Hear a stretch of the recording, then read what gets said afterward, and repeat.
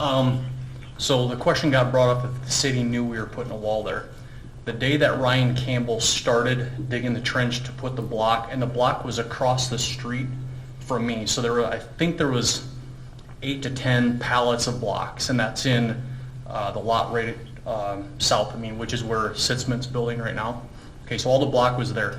So the day Ryan was digging the trench, the city was actually out there uncovering the storm cistern or intake that's on the northeast corner of my property. It was buried under 18 inches of mud.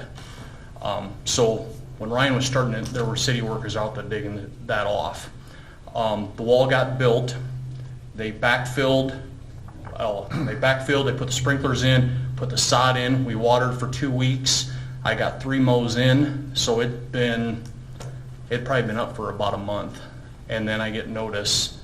Greg stops by and says that that there was an issue. So that was the first I heard about it. When I built the house, Jeremy Hoppy was my contractor. He hired Ryan Campbell to do the landscaping. They were going to do the landscaping last fall, but we didn't close until the end of October.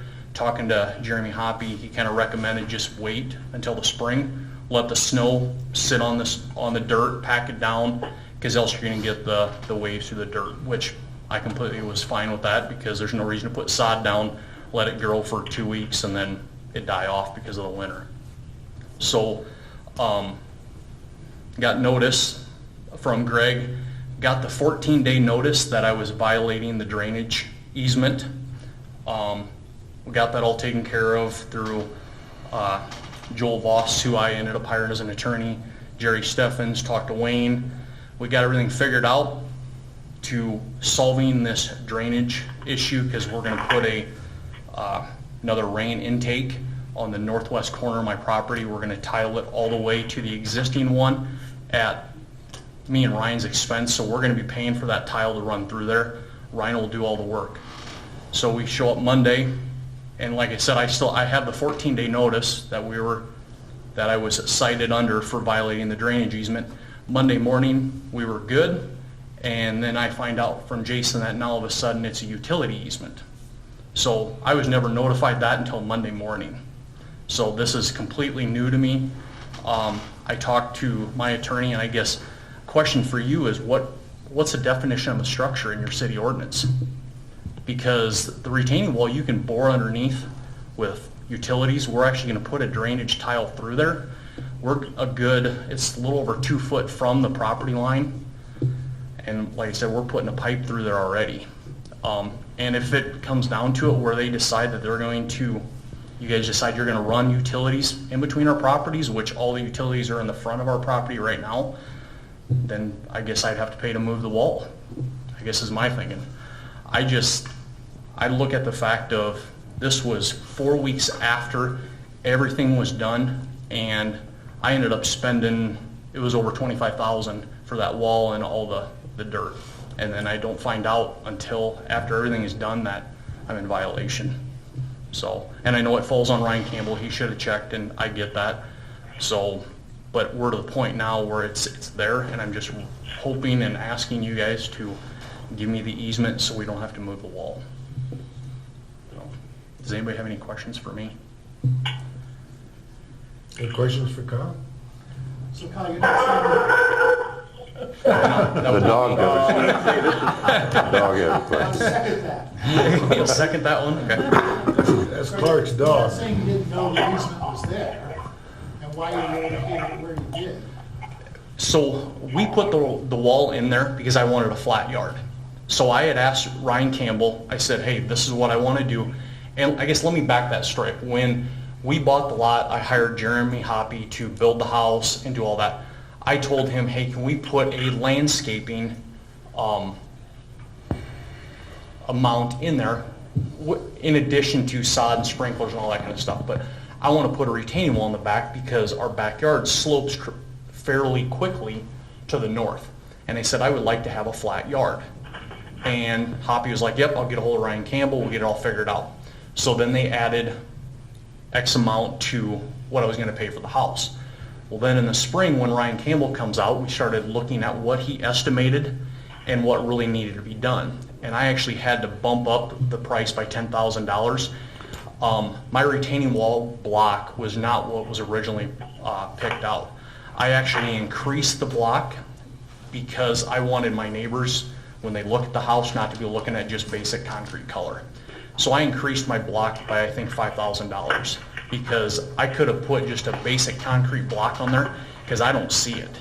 If you're looking out my back window, all I see is grass, and then I see Scott Petty's house.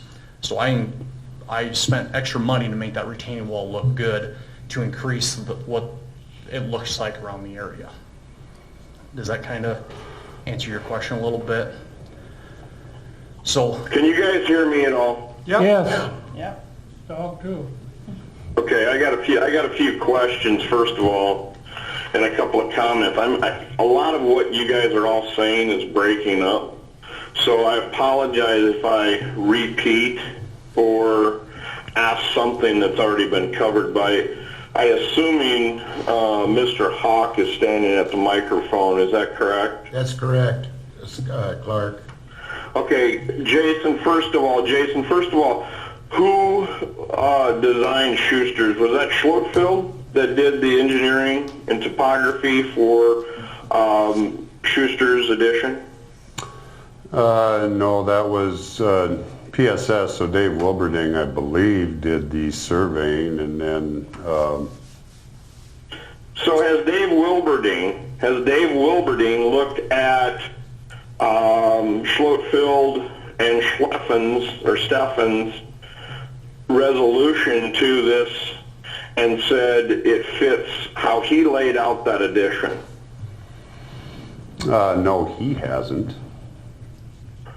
Okay, next question is, Mr. Hawk, when you bought that property, didn't your seller disclose to you that there was an easement back there? no, he did not. Was that disclosed to you by your seller? No, it was not. Did you hear, can you hear that, Clark? Okay, Clark, that would have been. I believe he said no, it was not disclosed to him by his seller that there was an easement back there. That's right. So that's correct. So that's kind of a seller-buyer issue, I would think, because it seems to me as though that seriously should have been disclosed. I have another question. I'm trying to think. Like I say, I have a real problem with this being on the council's agenda, and I want the councilman to listen to what I have to say. I understand Jason's explanation, but by our code of ordinances, this should not even be on our agenda, because it is a drainage question, and that's to be addressed by code. When it becomes a utility question, that's to be addressed by the council. And this only becomes a utility question after we act on it. Right now it is a drainage question, and it should not be on our agenda. And Jason, you know how I feel about this. By our code as it is, it does not belong on this agenda. It is not our decision to make. We approved the agenda though at this point, so. Well, that doesn't matter. That doesn't matter, Ken. What are you going to do when you're approving an agenda? You're going to say, wait a minute. So let's not go there. Okay? It doesn't belong here. And it really kind of makes me mad, because it's kicking the can down the road. And it's not even our decision to make. And I think it should be removed from the agenda. And it'll die for a lack of a second, but that's my motion, is to take this off the agenda. This is a code enforcement issue. Now, when code acts on it, it could become our issue. But only if they say remove the wall. All right, somebody want to second that? I'm assuming that's a motion, Point of Clark, order, so somebody want to second it? Is the rule he's doing right? The plat map for this addition clearly sets forth that there is a 20-foot drainage and utility easement that runs between the properties. I think that this is ripe to be discussed by the council and acted on today.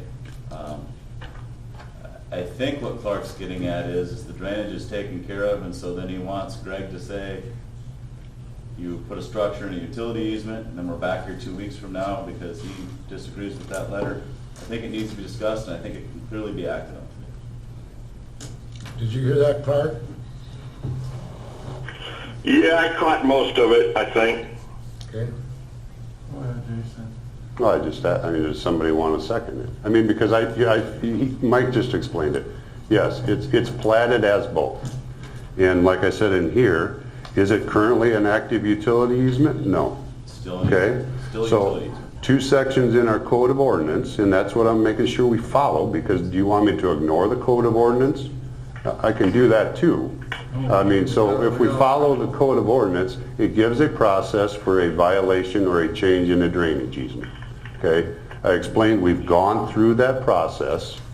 Okay, so we've had 2 engineers look at that solution, and they agree this will address the drainage question. Can we hear from? Okay. Can we hear from? Jason, can I interrupt? Can I interrupt 1 second? And once again, because of the time lapse in my earpiece to the council, I apologize ahead of time, guys. I was scheduled to be out of town 3 months ago, so I apologize, and so I'm on lag time when it comes to this meeting, but I'm trying to participate and do my due diligence as my responsibility on this council. Then at minimum, what I ask for is that we put this process on hold and we ask Dave Wilberding to weigh in on the other 2 engineers saying this is okay before we rule on it.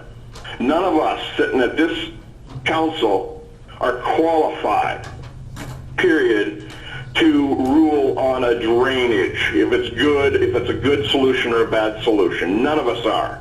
But Dave Wilberding, in this case, and I'd be defending Wayne Schlotfeld if it was a development that he designed, and a couple other engineers are weighing in on his work, and he's not present. But I think Steve Schuster and Dave Wilberding need to have a say here, because we lay out developments with drainage for an issue for a reason.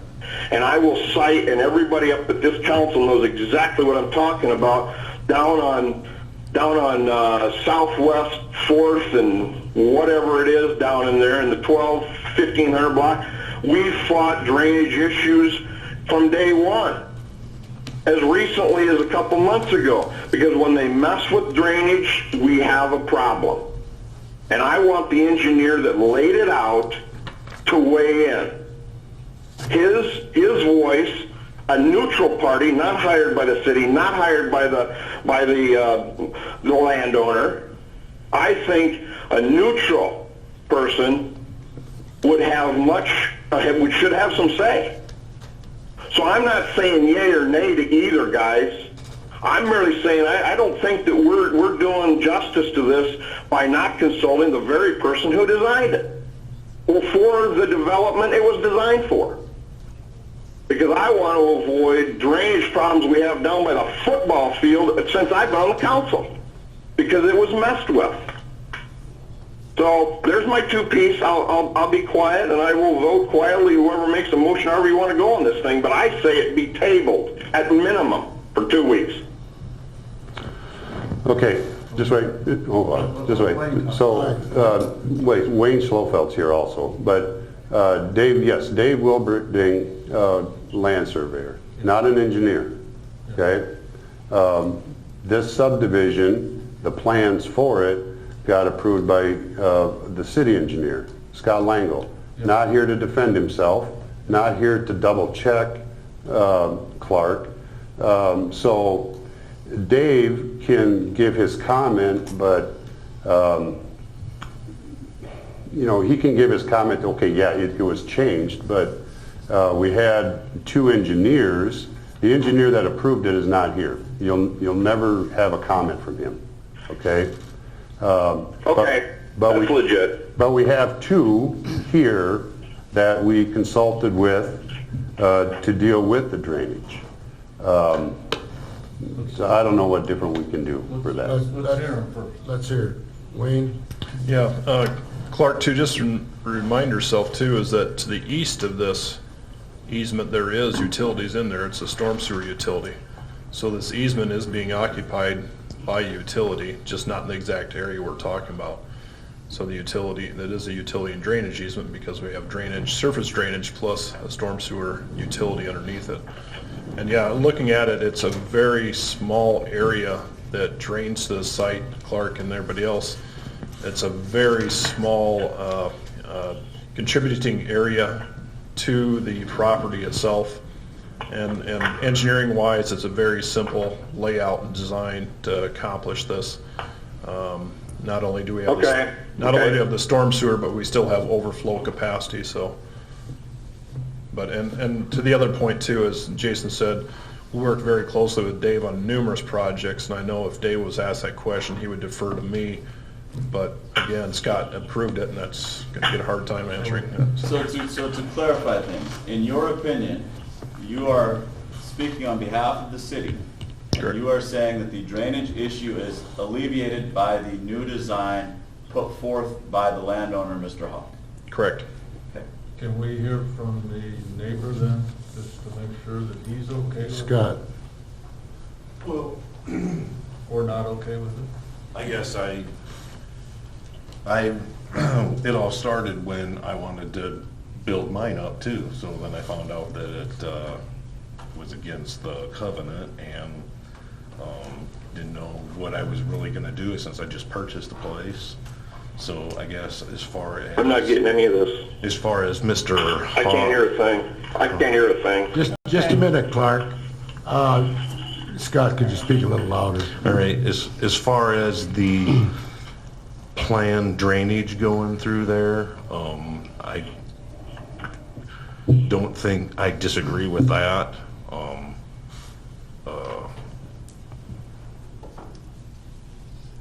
I'm trying to protect my own property and for now and for in the future, and I just don't think, I'm not an engineer or anything, but I just think that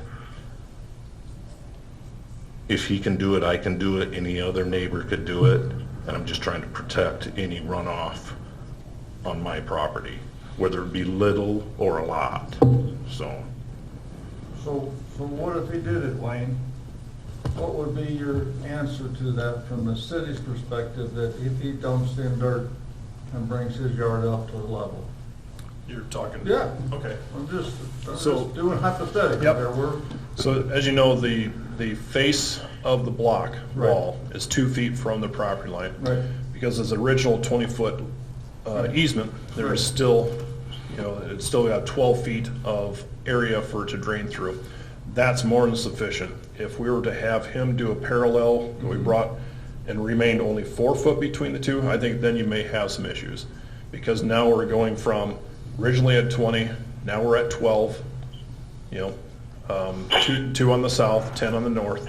And if we were to have an identical wall, so there's only a 4-foot gap between them, I think then you'd have some drainage issues. It could bottleneck to the west.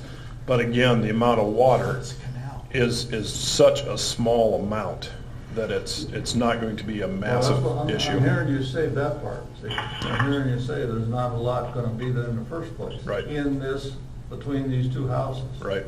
So therefore, if I get rid of it and make it all level up there, if we don't have nothing in it, and we can still call it an easement, which is what we could call it, if I put a shed over my easement, you can tear down my shed. I know that as a homeowner, of course, I've been sitting here forever, so that's why I know it. But I mean, I put a tree, I put a bush, I put a fence, I can dig it all up. We can dig up his, if we got a problem. Well, like you said, it's not even going down as far as the tree roots would go down if we had a problem with utilities or so. But I'm saying, I've got somebody that's got to look at something, but then the water's gonna come against his property, and it's going like, okay, but we can't do the same thing for him? Is there some way that we can make it work so that it can work for both parties? Well, I don't know exactly, Scott, do you want to build a wall? Because I don't know what he wants, I don't know what. I'm just asking the I question. thought you said that, Scott. You said you, I did. Yes. I did at first, but then I heard that I couldn't. from, So now I sodded my yard. right. So I gotta start all See, over. that's what I don't know. I mean, So- and Clark brought up the point too. Greg is not here. I mean, so, you know, if we found out afterwards, what led up to us finding out? Okay, was it Scott contacting Greg to ask that question? What can I do? And that all of a sudden led to, where the heck did this thing come from? Okay, so I don't know what led up to that. I mean, so that's legitimate. That's why I say I don't like the outs. I mean, it's in our code. So if Scott did come forward and say, hey, you know what, I want to put a wall in, well, what's to stop him from going through the same procedure? All right, so you, Scott, would then hire somebody and solve the drainage problem. Okay, so right now the solution is an 8-inch pipe and a new intake. Okay, so now all of a sudden if we have two walls, that 8-inch, maybe that becomes a larger size and we need a larger intake or something. And that's his opinion, that if we both of them do it, you're cutting it down and you're gonna need different dimensions. Yeah, I mean, so what Kyle is proposing as a solution now may be completely different what would be needed if Scott wanted to do something also. Or anybody else. If somebody sell the property, they'd have the problem. Kind of like we ran into with 4th Avenue, or it dipped down about 1300 block there. We worked with all those neighbors to get Yeah. that drainage issue, and we spent hours and hours and hours. And part of the problem is when you do a lot, if somebody actually gets a house built, they start spreading the dirt. Most of the time, it's not exactly like the planner planned it. And you end up with a zig here and a zag there, and then you got a mess. I guess my comment would be that we need to solve the problem today, so we're not solving 5 different lots and 5 on the other side. That'd be 10 lots that are